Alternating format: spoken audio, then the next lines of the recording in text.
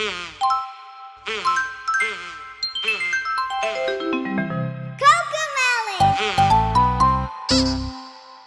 Hi! Are you ready? Let's dance! Oh my God! These iPad kids getting out of control.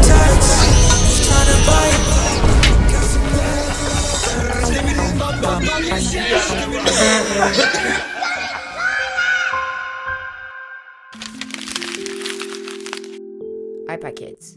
If you've been on TikTok, they were quite the trend throughout fall 2023. When you search up iPad kids on TikTok, it even gives you recommendations on which iPad to provide your child. Go on Google, and a plethora of articles warn about the harms of iPads, which are slowly rotting the future generation brains with Skibbity Toilet. This my style is ridiculous.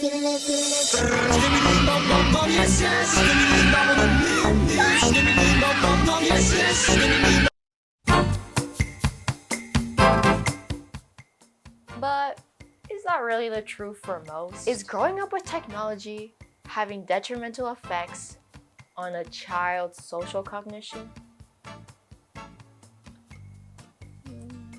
According to Mark, yes. I was at this Italian restaurant with two of my friends when this family of 6 walks into the door with the most rambunctious kids. They're just screaming and crying the whole time. The mom pulls out this bionic looking backpack and she opens it up and takes out 3 iPads for the 3 kids. One of the kids starts going, skibbity bum bum, yes, yes, yes. The other 2 kids follow along as if it was like a ritual chant as the iPads come out of the backpack. I'm a little scared for the future when these kids grow up. Within Robert's TikTok comment section, many share their personal experiences and emphasize the change in behavior of children without iPads.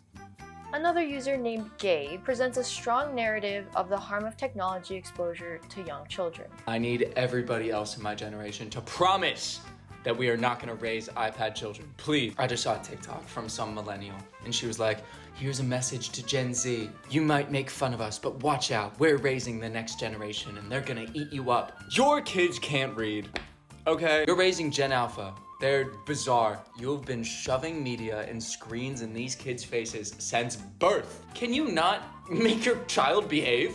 I don't know. I look at kids and they're like terribly behaved. We have to make our kids normal, please. Gabe parallels the idea of humans using technology as an extension rather as tools. Sounds familiar? Marshall McLuhan reference? I think yes. Although many can argue that iPads have caused chronic behavioral issues within children and social skills, as they are constantly reliant on having constant entertainment in front of them. I mean, think about it. We all have our iPad time while we're eating, and many say it was inspired by said iPad kids. However, if you think about it, everyone nowadays is reliant on some sort of technology, especially with our phones. Us being reliant on Google Maps to get around somewhere, using Apple Pay as if Apple's paying. Almost anyone can leave the house with just their phones. I mean, people already do. Did you know that people can have their car keys on their phone now? It's crazy. Those with cognitive disabilities have used technologies as aid for them to communicate with others. Where am I going with this? Introducing augmentative and alternative communication. Let's do the rundown of augmentative and alternative communication. So, what is that? It is a method that replaces speech and writing for those in impairment in communication overall. There are various methods, but the most notable is an aided augmentative alternative communication device. An aided AAC is any electronic or non-electronic device used to give messages or receive messages from other people. So, non-electronic, what does that look like? That could be symbols, sign language, or picture books. Electronic devices could be high-tech devices like Stephen Hawking, using robotic voice by typing, or even now, in more modern days, commercial devices such as iPads. It is important to note that primary research has been done by David Bucklam, an American speech-language pathologist. Bucklam views technology not only as an aid, but also as an extension for those with speech impairments. Therefore, this perspective inverses the idea of technology making humans incompetent, instead aiding them, advancing them, creating efficiency in their lives, especially in their communication and social skills. Well, under the right supervision and education, of course. Professor Ray Paul of Sacred Heart University in Trumbull conducted a research study based on the communication and social skills of kids with autism. Group A did not use any iPad devices, and Group B had iPad devices to help with their communication skills. The group that had the iPad had a significant improvement in their communication skills via an iPad. Whoa, whoa, whoa, whoa, whoa, whoa, whoa, whoa, whoa, whoa, whoa, whoa, whoa, whoa, whoa, whoa, wait. Children with iPads? Can it really be beneficial? You may be arguing. Well, this was an experiment done under the supervision of adults, so obviously it is almost incomparable to the chronic snotty four-night dancing creatures of today. Probably someone's opinion. But, from first-hand experience, and no, I wasn't an iPad kid, but this guy was. My brother is autistic, and when he was growing up, he was near nonverbal and would get overstimulated very easily. However, he did not necessarily only use his iPad as a communication device, but also another way to improve his social skills. Introduce yourself. I'm Chara. I am an educational assistant for special needs students in a high school that serves students between 14 and 21 years old. Omar Fernando Silva-Serrano from Frocho, I guess.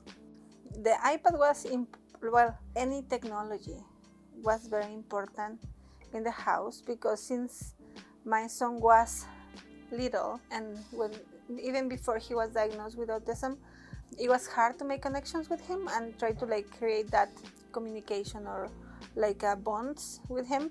But then we realized that he liked video games.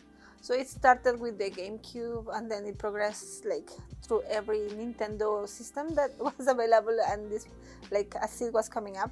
And the iPad was intertwined with it. For us, technology was the way to communicate with him and to create that connection because it was something that he was interested in and we can play together and we could do stuff together. And he needed so much input into himself to self-regulate that having an iPad with him all the time. Just learned a lot of social cues just from it, right? Just because I analyze what's happening, right? And I just basically copy off of it just to go with it, I don't think I would have gone as far without the iPad. For us at school, it's a huge part because most of our students are non-verbal, but they can communicate. It can be very simple, it can be very complicated.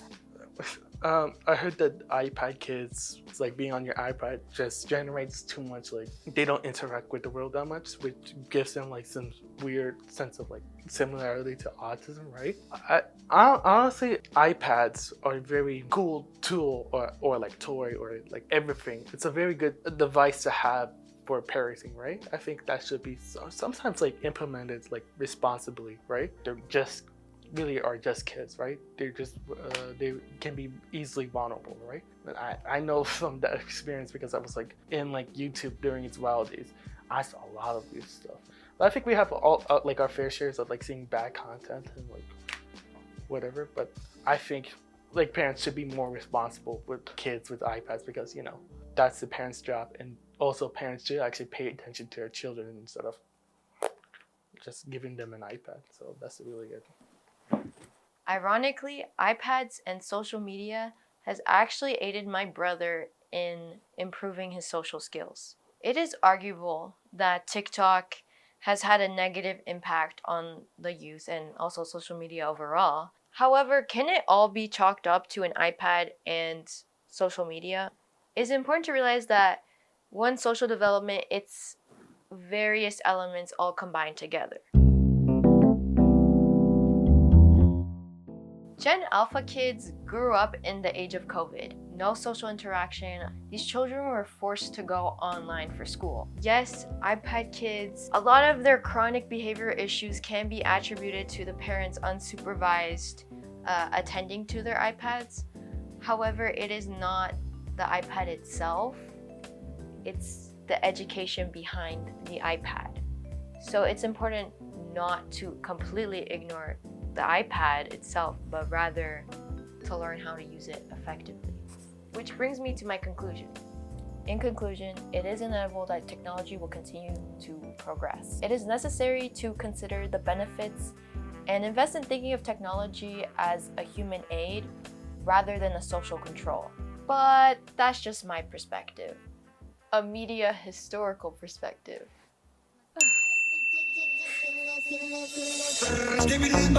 Yes, yes. Give me the bum on the Give me the bum, yes, yes. Give me the bum on the We're here to put the body. Give me this, give me this, give me this.